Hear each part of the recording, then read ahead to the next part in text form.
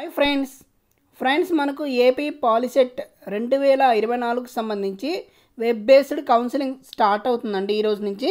So మనకి 24/5/2024 నుంచి మనం అప్లై చేసుకోవచ్చు ఆన్లైన్లో.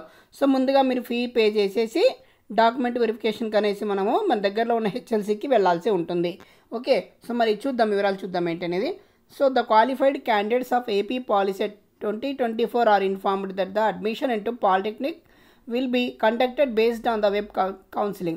So the detailed procedure of web based counseling and other instructions will be made available at website. Okay, so మనకి total details అనేది మనకి ఆన్లైన్లో పెట్టడం జరిగింది. సో దాన్ని ఒకసారి అంతా చదువుకొని అప్లై చేసుకోండి అని చెప్పి చెప్తున్నారు ఇక్కడ. So payment of processing fees through online mode. So మనకి డేట్ చూసినట్లయితే 24/5/2024 నుంచి 2/6/2024 వరకు అనేది పే చేసుకోవచ్చు. అయితే ఇక్కడ మొదటి ర్యాంక్ నుంచి లాస్ట్ ర్యాంక్ వరకు అనేది ఎవరైనా సరే మీరు పే చేసేసి మనం రిజిస్ట్రేషన్ చేసుకోవాల్సి ఉంటుంది. సో ఓసీ బీసీ అభ్యర్థులు 700 రూపాయలు పే చేయాల్సి ఉంటుంది. అదేవిధంగా ఎస్సీ ఎస్టీ అభ్యర్థులు 250 రూపాయలు పే చేయాల్సి ఉంటుంది. So processing fee can be paid through online using credit card, debit card, through internet banking. Okay, so మీ దగ్గర ఏది అవైలబుల్ ఉంటే దాని ప్రకారం చేసుకోండి. ఒకవేళ మీ దగ్గర అవేవి లేవు అంటే మీరు నెట్ సెంటర్ కానీ వెళ్తే వాళ్ళే చేసి పెడతారు. ఓకే, సో నెక్స్ట్ చూద్దాం. Once the payment is successful, click on print button and take a print out of the fees receipt. So మీరు అమౌంట్ పే చేసిన తర్వాత ఫీజ్ రెసిప్ట్ అనేది ఖచ్చితంగా తీసుకోండి. Okay, so preferably don't make payment through mobile phones to avoid failure of payment. So mobile ద్వారా పేమెంట్లు చేయడానికి ప్రయత్నం చేయొద్దు. సో ఒకసారి ఫెయిల్ అయ్యేదానికి అవకాశం ఉంటుందని చెప్పేసి క్లియర్గా ఇక్కడ మెన్షన్ చేయడం జరిగింది. So during the payment processing fees sometimes due to network delays payment made by the candidate may not be successful. In such cases candidates need to pay the processing fees once again and amount debited due to the failure transaction will be remitted back into the respective account within 4 working days from the date of payment. Okay, so మీరు amount pay చేశారు కానీ success కాలేదు, అలాంటప్పుడు ఏం చేయాలంట, so మీరు మళ్ళీ 4 రోజుల వరకు వెయిట్ చేయాలి. సో అంతవరకు వెయిట్ చేయకుండా మీరు ముందుగానే మళ్ళీ ఇంకోసారి పేమెంట్ చేస్తే సరిపోతుంది. ఓకే, సో మళ్ళీ వెయిట్ చేయకుండా అన్నమాట. సో ఒకవేళ మళ్ళీ మీకు రిటర్న్ అయిపోతే మీకు దాదాపుగా 4 రోజుల్లో మీకు రిటర్న్ అనేది వచ్చేస్తుంది అమౌంట్ ఫెయిల్ అంటే. ఓకే, సో నెక్స్ట్ చూసినట్లయితే సో మీరు ఈమెయిల్కి అనేది పంపించాల్సి ఉంటుంది. సో ఏమని పంపించాలంటే మనకు ట్రాన్సాక్షన్ ఐడి, అదేవిధంగా హాల్ టికెట్ నెంబరు, ఏ డేట్లో పేమెంట్ చేశారు ఇవన్నీ కూడా మనము సో ఇక్కడ చూడొచ్చు. కన్వీనర్ ఏపీ పాలిసెట్ 2024@gmail.com వాళ్ళు పంపిస్తే వాళ్ళు వెరిఫై చేసి మీ యొక్క పేమెంట్ సక్సెస్ అయిందా ఫెయిల్యూర్ అయిందా ఒకసారి చూసేసి, ఒకవేళ మీరు ఫెయిల్యూర్ అయింది కరెక్ట్గానే ఉంది ఇన్ఫర్మేషన్ అన్నట్లయితే మాకు ఇన్ఫర్మేషన్ అనేది కరెక్ట్ చూసి సో వాళ్ళు మీ అమౌంట్ అనేది మీకు పంపించడం జరుగుతుంది మీ అకౌంట్లోకి. మీరు ఎవరైతే కార్డు నుంచి చేశారో వాళ్ళ అకౌంట్లోకి వెళ్ళిపోవడం జరుగుతుంది. ఓకే, సో నెక్స్ట్ చూసినట్లయితే qualified candidates of AP POLYCET are informed to attend the for certificate verification along with the processing fees payment receipt. So ఇవన్నీ అయిపోయిన తర్వాత ప్రాసెస్ అంతా కంప్లీట్ అయిన తర్వాత సో మీరు పేమెంట్ పే చేసి ఉంటారు కదా, ఆ ఫీజ్ రెసిప్ట్తో పాటు మీరు హెచ్ఎల్సీకి వెళ్ళాల్సి ఉంటుంది. సో దీంతో మనకు ఏమేమి తీసుకెళ్లాలంటే 2 సెట్లు జిరాక్స్ కాపీలు, 1 ఒరిజినల్ మార్క్ లిస్టు ఇవన్నీ తీసుకొని వెళ్ళాల్సి ఉంటుంది. టీసీ కూడా కలెక్ట్ చేసుకోవాలండి. ఓకే, సో ఇక చూద్దాం. Processing fees payment receipt, AP POLYCET 2024 hall ticket, AP POLYCET 2024 rank card, so 10th mark list original లేదా ఇంటర్నెట్ కాపీ ఏదైనా తీసుకోవచ్చు అని చెప్పేసి ఇక్కడ ఇవ్వడం జరిగింది. సో మీరు ఒరిజినల్స్ కోసం అయితే మీరు ఇప్పుడు ఎందుకంటే చాలామందికి హాలిడేస్ ఉన్నాయి, సో స్కూల్స్ తెరవడం లేదు, సో కాబట్టి మీరు నెట్లో నుంచి తీసుకున్నదైనా పర్వాలేదని చెప్పేసి ఇక్కడ క్లియర్గా ఇవ్వడం జరిగింది.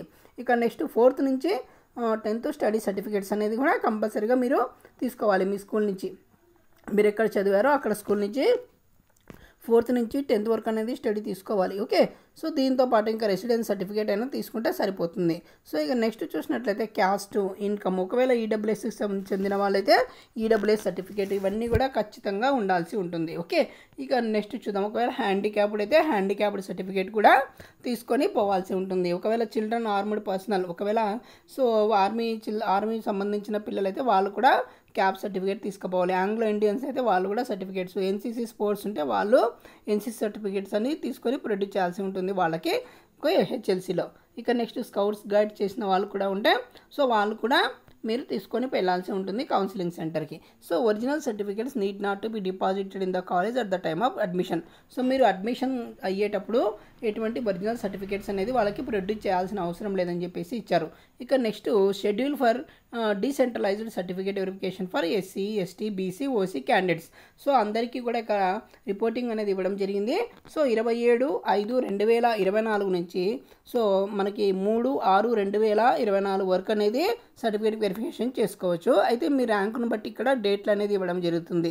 ఓకే, 1వ ర్యాంకు నుంచి 12,000 ర్యాంకు ఉన్న వాళ్ళు 27/5/2024 వెళ్ళాల్సి ఉంటుంది. అదేవిధంగా 12,001 నుంచి 27,000 ర్యాంకు ఉన్న వాళ్ళు 28వ తారీఖు, 29వ తారీఖు 27,001 నుంచి 43,000, 30వ తారీఖు 43,001 నుంచి 59,000. సో 31/5/2024 వచ్చేసి సో 59,001 నుంచి 75,000 ర్యాంకు. సో ఆ విధంగా మనకి 3వ తేదీ వరకు మీ యొక్క సర్టిఫికేట్స్ అనేది వెరిఫికేషన్ చేసుకోవాల్సి ఉంటుంది. ఇవన్నీ చేసే కంటే ముందే మీరు పేమెంట్ అనేది పే చేయాలి. ఆన్లైన్లో ఫీజు పే చేసిన తర్వాతనే ఇదంతా ప్రాసెస్ అనేది ఉంటుంది. ఓకే, మీరు కౌన్సిలింగ్ వెళ్ళిన తర్వాత మీకు ఒక ఫోన్కి అనేది ఒక యూజర్ ఐడి, ఒక పాస్వర్డ్ మీకు పంపిస్తారు. దీంతోపాటు ఒక లెటర్ కూడా ఇస్తారు. ఆ లెటర్ అనేది జాగ్రత్తగా పెట్టుకోవాలి. దాంట్లో మనకి లాగిన్ ఐడి అనేది వస్తుందన్నమాట. ఓకే, ఆ నెంబర్ కంపల్సరీగా ఉండాలి. సో ఆ తర్వాత తీసుకున్న తర్వాత మళ్ళీ 3 రోజుల తర్వాత మీరు లేదా ఆ డేట్ ఇచ్చిన ప్రకారం మీరు వచ్చి మళ్ళీ మీరు కాలేజీలో పెట్టుకోవాల్సి ఉంటుంది వెబ్ ఆప్షన్స్లో. ఓకే, సో నెక్స్ట్ చూసినట్లయితే candidates are informed that where there is more than one helpline center, the ranks are distributed helpline centers which wise as shown in example 1. Candidates are informed to attend for certification. Okay, accordingly. Okay, next ST candidates have to attend certificate verification in HLCs. So marked with only as shown annexure 2. Okay, ST candidates మాత్రము annexure 2లో ఇచ్చినటువంటి help line సెంటర్కి మాత్రమే వెళ్ళాల్సి ఉంటుందని చెప్పేసి ఇచ్చారు.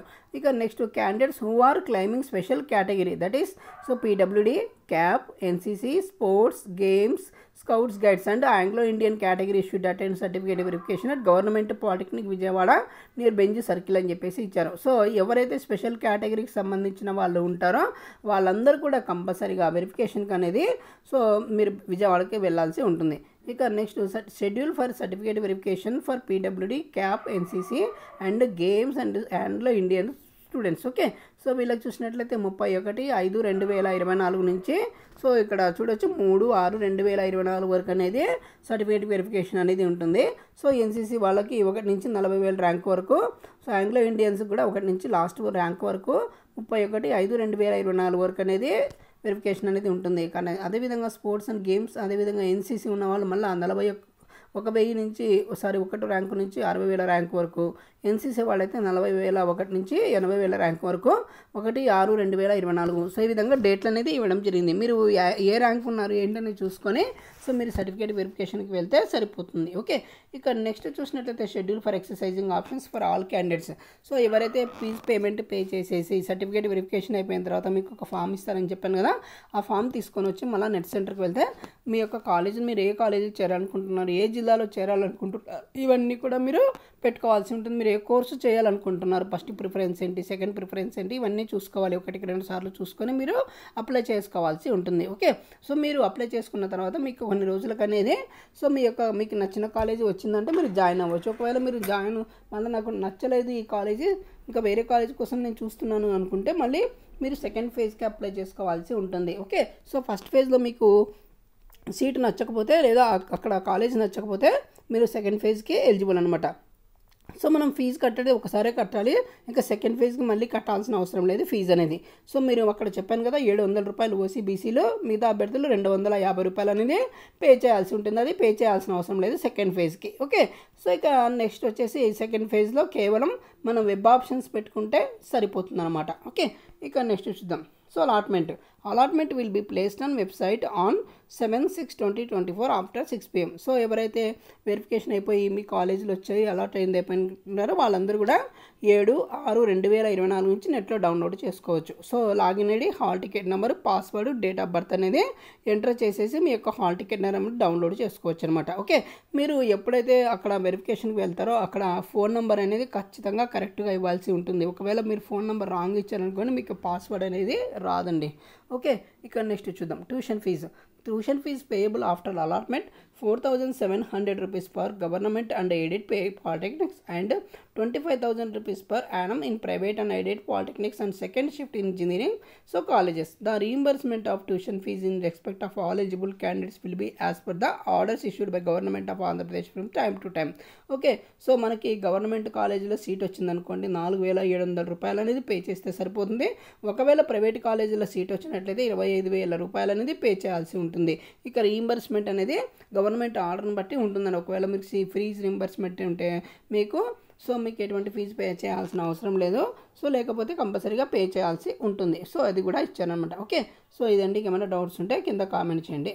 ఈ విధంగా దీనికి సంబంధించిన లింక్ అనేది మీకు కింద డిస్క్రిప్షన్లో ఇస్తాను, ఓపెన్ చేసి చూసుకోండి. ఓకే, థ్యాంక్ యూ అండి. ఈ వీడియో కనుకున్నట్లయితే లైక్ చేయండి, షేర్ చేయండి, సబ్స్క్రైబ్ చేయడం మర్చిపోద్దు. అదేవిధంగా ఎవరైనా మీ ఫ్రెండ్స్ ఉంటే కూడా వాళ్ళకి ఈ వీడియోని ఫార్వర్డ్ చేయండి, ఖచ్చితంగా వాళ్ళకు ఉపయోగపడుతుంది. థ్యాంక్ యూ అండి.